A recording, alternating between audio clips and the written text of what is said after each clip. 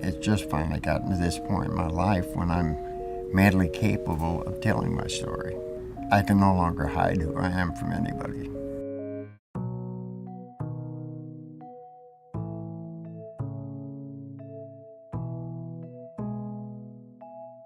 I'm 73 years old. I've been about 15 years ago that I finally started to transition from male to female, and it's been quite a journey.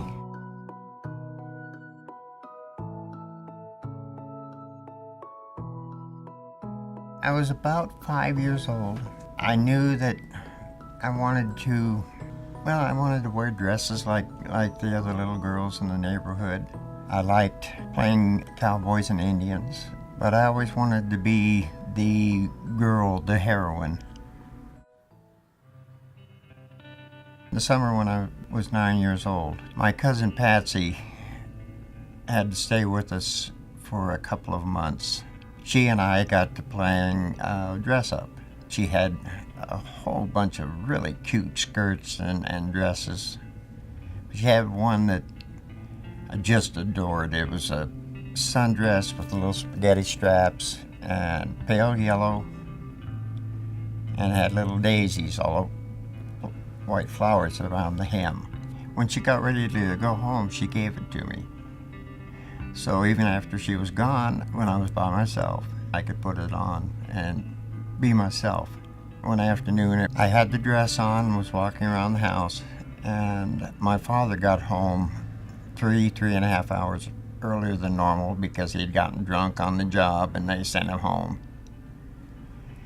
And that started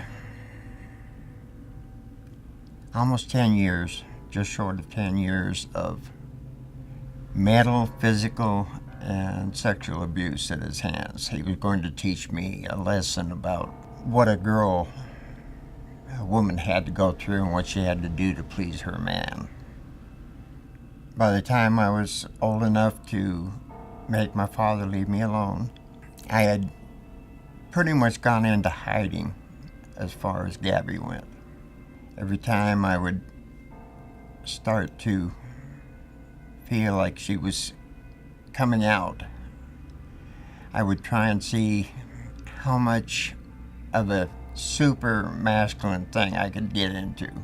Over the years, I was a roughneck in the oil fields, a rodeo cowboy, a ranch hand, stuntman, a carny, just things to try and hide and keep Gaby out of sight. But I finally got to the point where it was either start my transition or I wouldn't have survived it, because I was right on that edge of sitting,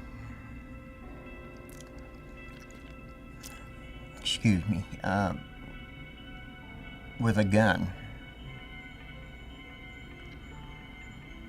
cocked, and the only thing that kept me from pulling the trigger was the hurt it would cause my family.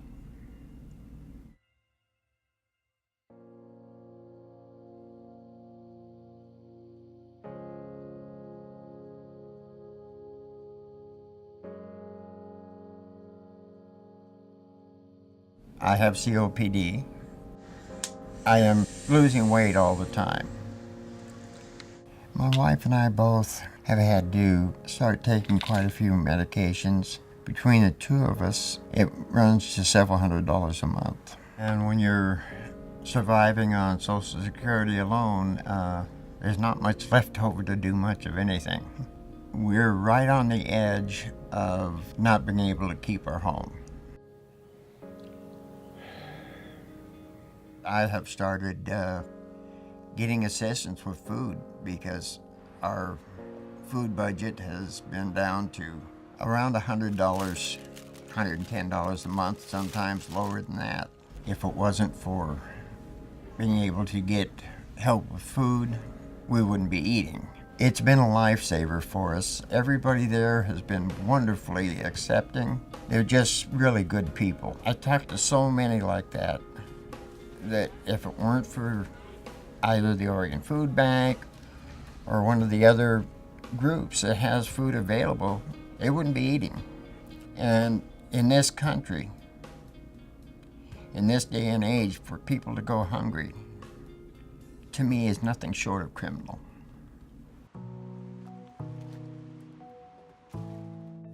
Mentally, physically, I don't think I've ever felt better in my life as far as my feeling of being who I should be. Looking in the mirror and not being disgusted is really, really a wonderful feeling. It's hard to describe when you've wanted something for so long, to finally be able to do it and start seeing what seems right in the mirror. It's like a little slice of heaven.